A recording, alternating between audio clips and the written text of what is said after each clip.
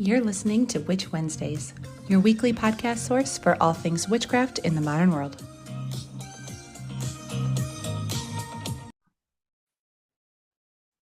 Welcome back to Witch Wednesdays.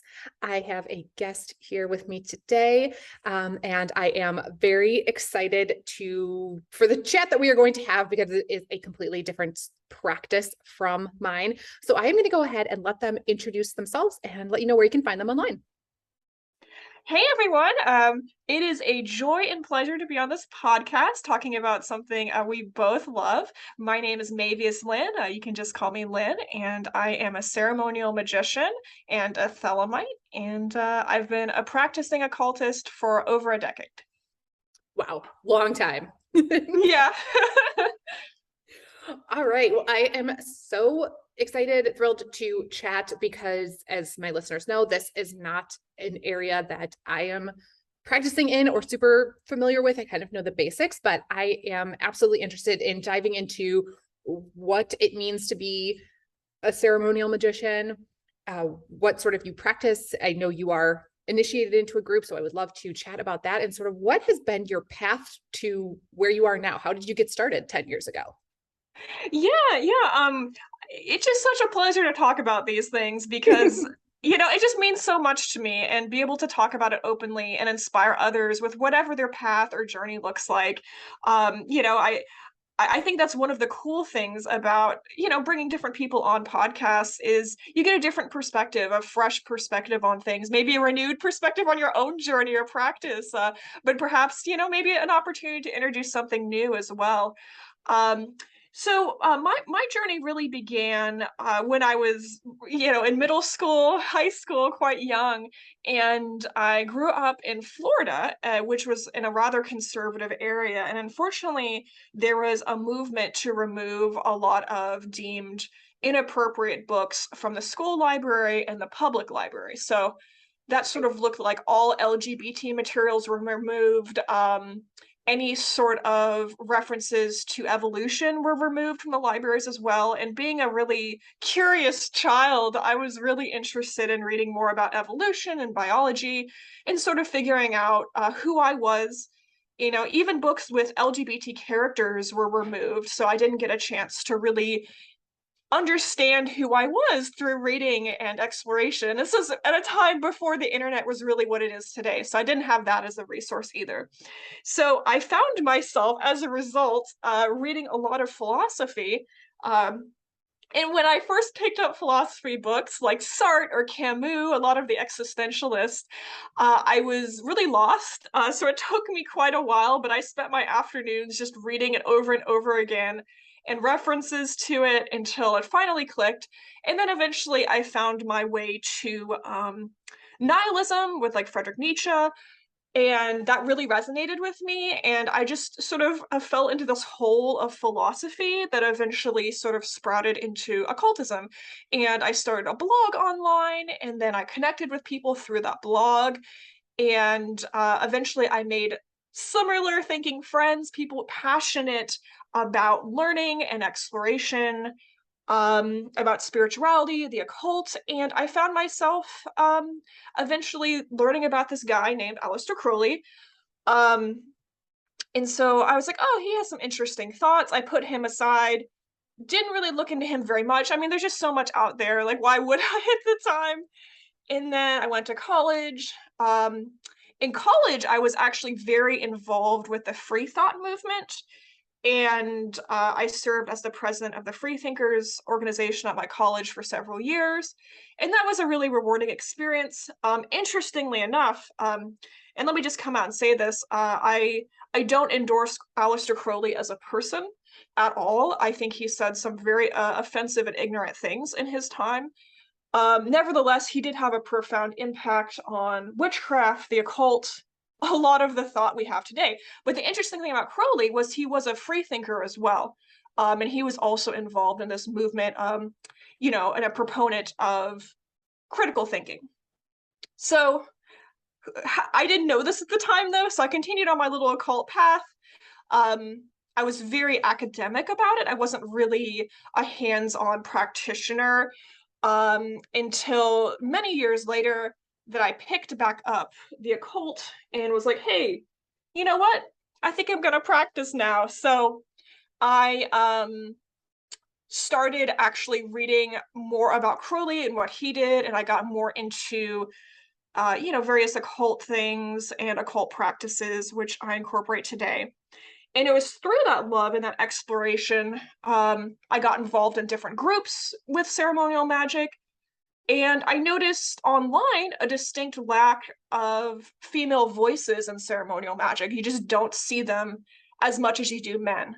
And I was thinking to myself, and no one should have this thought, but I was thinking, I was like, do I actually belong in this community? Where are the women? Where are the LGBT voices? And yeah, I was sort of in that spur of the moment. I just decided to start making YouTube videos, start sharing my journey more publicly in a way that was authentic and empowered people to be themselves and explore what spoke to them. I love that. That's an intense history and like place to start. Like you started at like college level reading material. Oh yeah. Dive in. Wow. Yeah, I am very interested in this sort of path that you went down because it is a very cisgender male dominated space that you are in, which I don't think that witchcraft is. Witchcraft leans very female. And how did you decide or like really put yourself out there and decide like, no, my voice needs to be out there? Like, was it difficult? Did you even have anyone to sort of chat with and join with? Yeah, that's a great question. I felt very isolated. Obviously, I had a lot of great male friends and some friends here and there. Um, but I do agree with that. I do agree that it was very cis, heterosexual, very white men dominated, especially in the online spaces. And I think when people first saw me, they saw my videos, they saw my face, there was a lot of assumptions, a lot of ignorance about me as a person, and a lot of misinformation. Like, oh, I remember here's the funniest thing. Recently, I was actually called a TikTok witch based on how I look.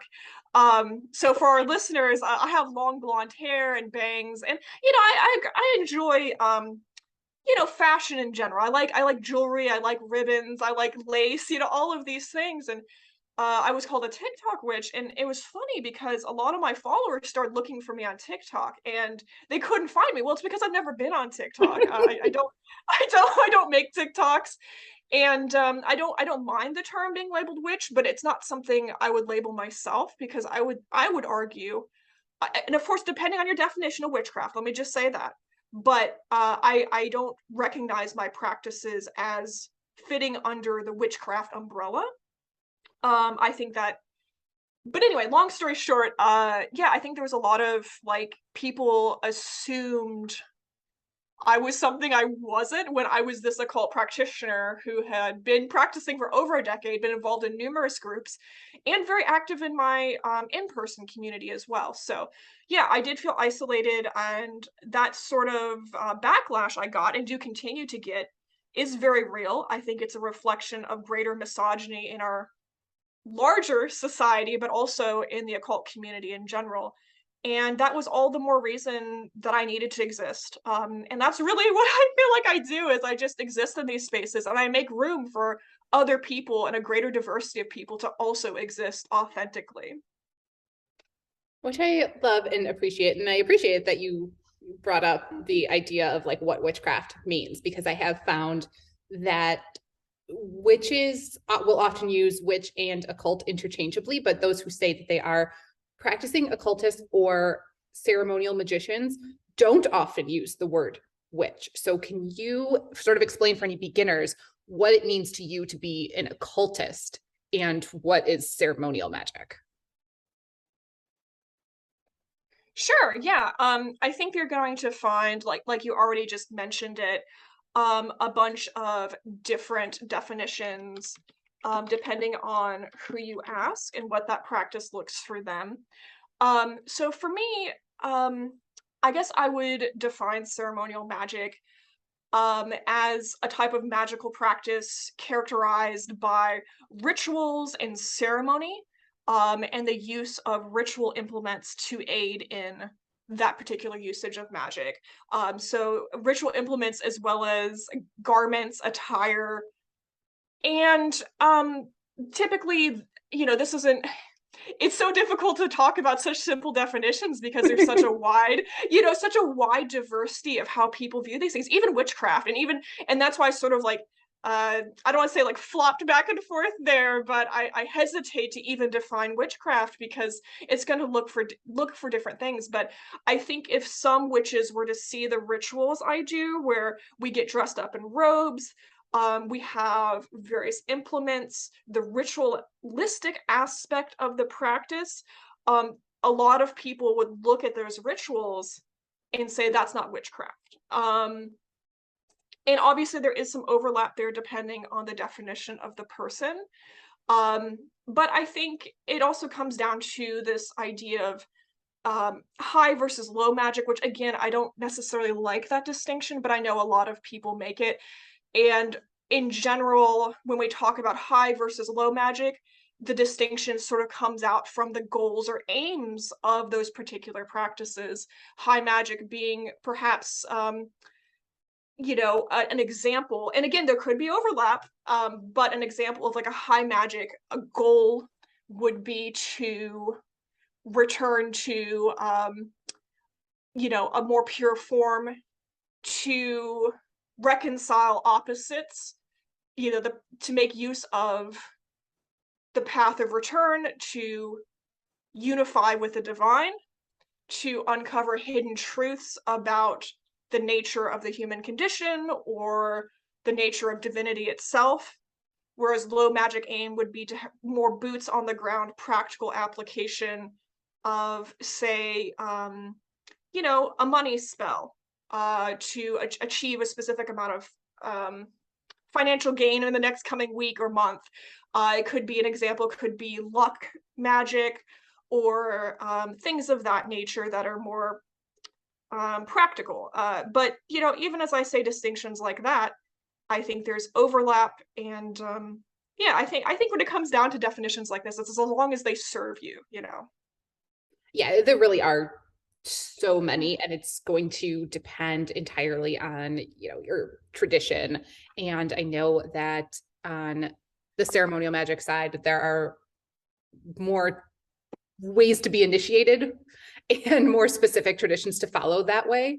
And those traditions are all going to be completely different from each other based on, where they are in the world, even. Yeah, absolutely. So I would love to chat about that because you have been initiated. You used to be initiated into a Golden Dawn group, and then now you're in a different one. Is that right? Yeah, absolutely. Yeah, I would love to talk about that as well. I think a lot of people are very interested to hear about the initiatory experience, or, obviously, I took oaths of secrecy around some things, but, to hear about what to expect about initiations and ceremonial traditions. So, my two initiations were in a Golden Dawn group, and the other one was in the OTO, or Ordo Templi Orientis. And I guess I'll just sort of talk about in general what to expect from a ceremonial magic initiation or initiations in general. Of course, it's again going to depend on the group and what sort of tradition, or even, like you said, where in the world you're initiating. But the purpose of an initiation is to teach something and to impart a specific amount or a specific type of knowledge to the person being initiated. And this is done so in a dramatic play of some kind. In ceremonial magic, you can expect tons and tons of layers of different meaning, and very specific meaning, and done in a way that every little thing, even in the room, even the objects in the room, what you're hearing, how you're hearing it even, is taken into account. The colors used for the ritual, the amount of light used, when the ritual is performed, and at what time, in what order the candidates are initiated, is all taken into account in many cases. And one thing, and so when you are being initiated, you can think about it as you're going through a dramatic play. And the aim of the initiators is to create a certain amount of, I don't want to say stress because that makes it seem like an unpleasant experience, but to create a certain heightening of the senses to a certain degree where there's a sweet spot, right? If you're too stressed out, if you're too overwhelmed, you're not going to retain any information. If you're too bored, like for example, sitting in on a droning lecture class in college, you're just gonna, blank out and not learn anything either. You're just gonna tune out the person droning on and on. But there's a sweet spot in between just being completely freaked out and like being bored to death, right? And you're gonna retain the information so much more. And it is going to create an experience where that information, whatever those mysteries are that you're initiating into, whatever the lesson is going to stick to you and you could even say stick to your soul. People often talk about it as an imprint on the soul, it's spiritually speaking, not just a college lecture retaining information, but obviously different people are going to interpret that differently, even depending on how I define soul. But that issue aside, yeah, you're going to come out of there with different, having learned something and having experienced something so profound that it's going to shape your life and who you are as a spiritual being. Additionally, oftentimes when people go through initiations like Golden Dawn, like OTO, like many of the other groups, they think about that initiatory process as being a karmic accelerator or a boost. It's a little jolt of energy into your practice personally and into your spiritual life. So whatever karma you have going on in the world, or like energy wise, you're being jolted, given like a shot of electricity. So you may notice, or some people say they notice things happening, good or bad. Everything's happening faster after their initiation. And you can actually go into those initiations with an intention. But I would say the most important thing into going into initiation is to go in with an open heart and an open mind and a desire to be as in touch with your own personal nature as possible, whatever that means. And this is, this is very, that perspective I'm talking about is very thelemic, and I know different people are going to have different opinions, but I would say you are the most important person in your spiritual path, right? So if you are trying to force yourself into something where you don't fit, that's not going to work. Treat it as an opportunity to know yourself better and to fill out your own world as much as possible and as thoroughly as possible. I think that's a great description, because I know a lot of people are completely unfamiliar with the idea of any sort of initiatory practice. So that's really interesting that you have all of this great background to share for somebody that's like just coming to this for the first time. Yeah, absolutely. I'm so happy to talk about it because, I think any of the stuff I do, you can do on your own. Let me just make that clear. I think there's, first of all, let me just say this. I don't think the occult path is for everyone. I don't think, this is just my take on it.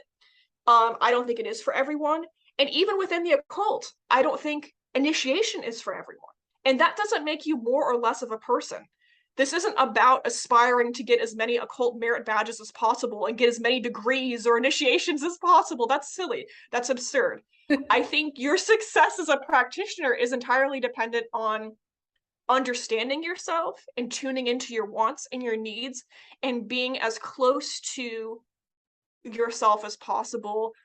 I believe we all have an innermost spark of divinity within us, and that is something we should all honor. And that's going to look different from individual to individual. So for me personally, I found initiation to be a very meaningful process and really beautiful.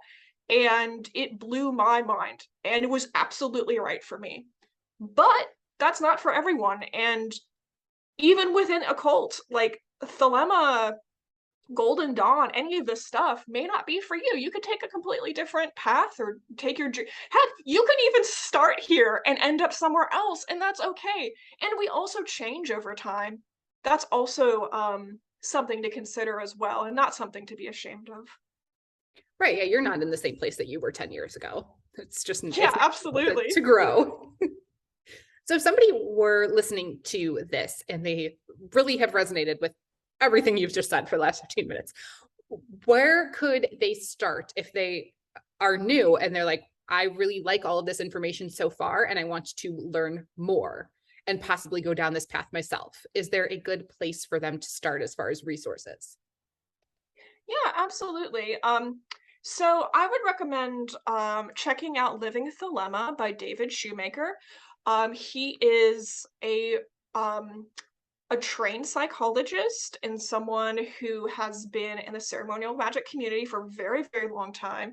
And he is an absolute wealth of information, and the way he writes and his lectures and his podcast, also by the same name, Living Thelema, are really an absolute wealth of information. And I think that will really give people a taste of what to expect. One thing that I think is also really important to mention is getting a lot of people, when it comes to someone like Aleister Crowley, have a political agenda to sell on either way. And so I really strongly recommend someone get the straight facts on Crowley and direct quotes on Crowley to really make up their own mind in an objective way. Because yeah, I mean, he was a traumatized queer man who had to make sense of the world, who was often, he had a lot of problems. And so that could resonate with you depending on who you are and like what you're going through. But a lot of the other stuff he did in a lot of his life may not. So I'm going to recommend a book called Perturabo by Richard Kaczynski. And that is basically a very historical look at Crowley, and the author took a very long time and a very thorough job of going through the actual historical documents of Crowley, who he was, the life he lived, and put it together without selling you a political agenda, without selling you a narrative. The only narrative you're going to get from Perturabo is that Crowley was the dude. And it's up to you to make sense of how he lived his life, because we just don't see that around the discussion of ceremonial magic and Crowley. And I'll be honest with you too. I actually get tired of talking about Crowley, because Crowley is just like such, I don't know. He really was such a bright, and I don't mean that in like intelligent. I mean like he was like a nuclear bomb going off, right? The dude was like out there, and people have an intense fascination around him, and that's really valid. He was an interesting guy. He did a lot of weird stuff. He did a lot of cool stuff, but he was just a dude. And the women who've been a part of this tradition of ceremonial magic are often glossed over. We Thelema wouldn't exist without women, believe it or not, at all. Either from the very conception of our sacred central holy text, the Book of the Law, that was kicked off by a woman. The preservation, a lot of these texts, and the contributions and the continuing current of these traditions, all on women. So I'm going to go ahead and recommend people check out this woman by the name of Phyllis Seckler. Um, she had a lot of fantastic essays you can find online, and yeah, she gives a very different perspective on these things from a woman's perspective. Oh, I love that. Yeah, it's amazing throughout the history of occultism and witchcraft how much women have been erased. It's absolutely insane. Yeah, I completely agree. Yeah, absolutely. And I'm so glad that you are out there sharing this information and holding your own in a space that to this day is still dominated by men, because I feel like on the witchcraft side of things and sharing the podcast and things on YouTube, like I am in a very like female friendly space, but I think that you are really holding your own and still a male dominated space. Oh, that's such an honor. Yeah, I mean, and you're doing absolutely incredible things. I think your podcast and your channel really gives a diversity of opinions and a lot of resources for people. I think people can, it's that passion, right? I mean, we can, I guess like beam facts into people's heads all day, but I think ultimately whether or not someone stays is whether or gets interested at all is whether or not it resonates with them. And that comes from people like you and the content you make. And I love that, you know, both of us in our communities are so open to that like difference of opinion and what do we think. I mean, nobody actually knows what happens after death or what's going on with the gods. No, there is no definitive answer on that. Nothing is set in stone or proven. So you believe what you're going to believe. So it's nice to be able to have a conversation and be able to point people in all different directions to figure out what works for them. Yeah, I absolutely agree with that. And I think that's a really healthy way to approach any of this stuff is it's your path, it's your story, it's what resonates with you and connecting to that spark of divinity. And however you interpret even what that means. And I think as long as you're on that journey, you're doing the right thing. Well, speaking of what works for you, do you have any sort of practices that you do semi-regularly, whether that is daily, weekly, monthly, since you do so much ceremony, which automatically takes more time and effort and resources? Do you have anything that's like on a smaller scale that you do regularly? Yeah, absolutely. So I'll walk you through under an ideal day. Which never happens. Yeah, exactly. But I think two distinct ones that I do that are really awesome. I do a solar adoration 4 times a day at the different solar stations of the sun called Liber Resh or Liber Resh Vel Helios. And it is like I described, it's a solar adoration. So I invoke different god forms that correspond to the different stations of the sun. So sunrise, noon, sunset, and midnight.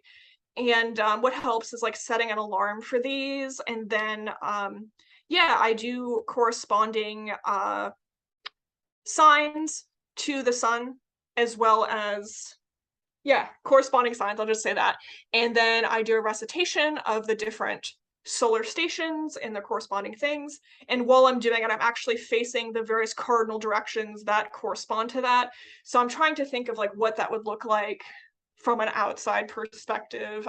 I guess just picture me standing straight up and doing signs at different cardinal directions and reciting this thing. And it's really beautiful. Doing Liber Resh brings a sense of mindfulness throughout your day. It's really easy to just like work through your day or, not break free of the mundane life, I guess, and forcing yourself to do regular intervals of prayer or a solar adoration brings that mindfulness into your day, either to the passing of the sun and connecting you to nature, but it also injects mindfulness into how you're actually living and what you're actually doing, and bringing that mindfulness into connecting to divinity, connecting to even yourself, and making sure something I would call true will, making sure you are doing your true will and aligning yourself with that divinity. So yeah, that's a pretty cool one. And let me just say this too: you don't have to be a Thelemite to do that. You can just be a person. This is not a closed practice. You can just go and do this. And if you like Google Liber Resh, or even if you Google solar adoration, if this resonates with you, maybe that's something to incorporate into your practice. Especially if you're trying to tap into those solar currents, this could be a good one for you. And the other one I do pretty regularly, actually I do this daily. I shouldn't say pretty, I do this one every day. Twice a day actually, is I say will, which sounds like to a lot of people, if you were to witness me doing this thing, they'd say, oh, you're just saying grace over your food. And that's actually not what I'm doing. I'm not humbling myself in front of the divine before I eat. It's, I am, it is, I basically do a series of knocks. I say the words. If I'm by myself, I say the words by myself and then do the knocks, and then I eat. So the idea is when you say will is to mindfully consume food in a way that fortifies your body and gives you the nutrition. And as we consume food, on this earth, on this mortal plane, we're essentially consuming that food and turning it into spiritual substance. So we are, in a way, allowing ourselves on this earth to do our wills. And when you get a group of Thelemites together, we all say will together, and we have one person leads it. And it's sort of a call back and forth kind of a thing. So it's participatory with the congregants. That's the wrong word. With the people, not congregants. Congregants if you're in a mass or something like that, a mass group. But I mean, just in general, just Thelemites. And so, yeah, we do a little like callback thing, and then we all mindfully consume our food and turn it into spiritual substance. So those are two things. And again, you don't have to be a Thelemite to say will. Additionally, I do yoga 2 or 3 times a week. That's really important to my spiritual practice. When I say yoga, I don't mean like the Western kind, which is very fitness oriented. I mean like the kind that is very focused on the mind-body connection and meditation. So, which brings me to meditation. So meditation is a huge part of something I do every week, multiple times a week. Yoga is sort of wrapped in as an extension of that. Additionally, I, like a lot of people, I do a full moon cleansing ritual every month, landing on the full moon. And which actually, speaking of witchcraft, that looks more like witchcraft than anything else I do. It does. And yeah, exactly. So I think people would see me do that and be like, ah, yes. And then I also perform about once a month with the fraternity I am in, the OTO, something called the Gnostic Mass. And it is a really beautiful ritual that involves, basically for the participants of the ritual, it's affirming your own divinity and affirming that all parts of you, your gender, your sexuality, your individuality are divine. So I'm actually typically one of the people performing the mass for the congregants. But when I say mass, everyone sort of has this idea of like maybe like a Catholic mass. It's obviously not Christianity, but that's not too far off. I mean, we wear robes, we have the ritual implements. I think someone who's more familiar with like Wicca, for example, would see our ritual implements out there during the mass, like the dagger. Certain people would call it athame, we call it dagger. They would see a bowl, they would see, a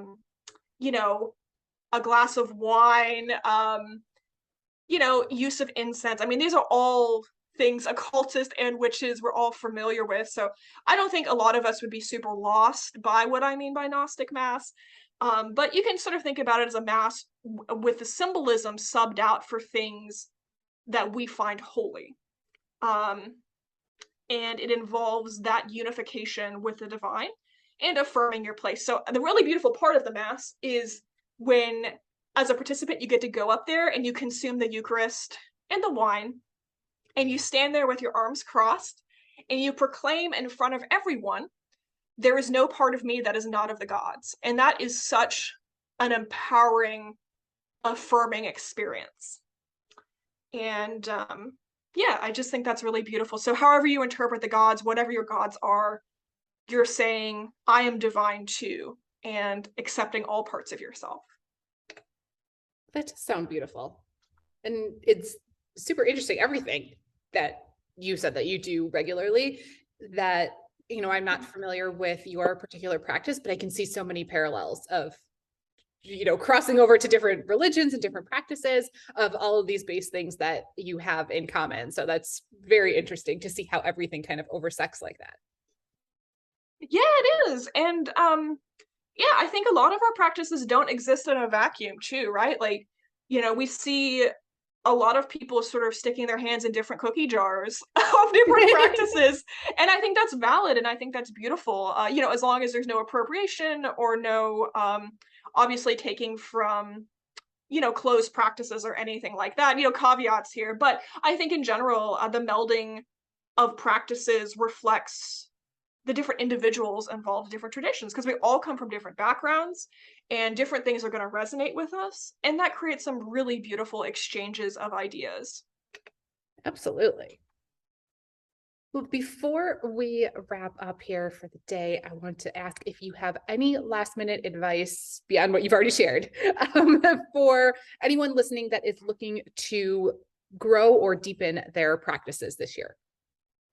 Oh, I love that. Yeah, absolutely. Um, I would advise people to make this a year of shedding your fear. Don't be afraid of either the unknown, and don't be afraid of trying new things or trying on different practices, different rituals, different spells, different modes of thinking even. I mean, of course, asterisks within reason, y'all. Don't take this to absurd lengths here, okay? But like, I feel like, for the most part, I think my fear of the unknown and my fear of failure really kept me from trying things that I actually ended up loving and made me grow as a person. Even if it wasn't for me, even if it didn't work out, that's okay. I learned something about myself, and that's beautiful, and that will take you so much further. Even if you are the most experienced person on this earth, trying on a new set of glasses to view the world, trying on a new set of practices, whatever that is. If you're practicing occultist, maybe try witchcraft. If you're a witch, maybe pick up an occult practice and see how that feels. And I think it'll make your understanding of yourself and the world blossom so much more. That is excellent advice. And I cannot agree more. But Lynn, thank you so much for being here today and for sharing all about your practice and your expertise. I know that I learned new things today. I'm sure all my listeners did too. So thank you so much for dedicating the time. Absolutely. It has been an absolute pleasure and joy to be here. And thank you so much for having me on. And everyone else out there, have a wonderful rest of your day and best of luck with whatever you're doing. And as always, I will have everything we talked about linked over in the show notes at witchwednesdays.com. And that is everything that I have for you this week. I will see you next week. Need even more? Subscribe to Patreon and YouTube for exclusive bonus content. Order a themed witchcraft box every month through Witch Wednesdays on Etsy. Be sure to follow on Instagram at Witch Wednesdays Podcast. Find all these links and more at witchwednesdays.com.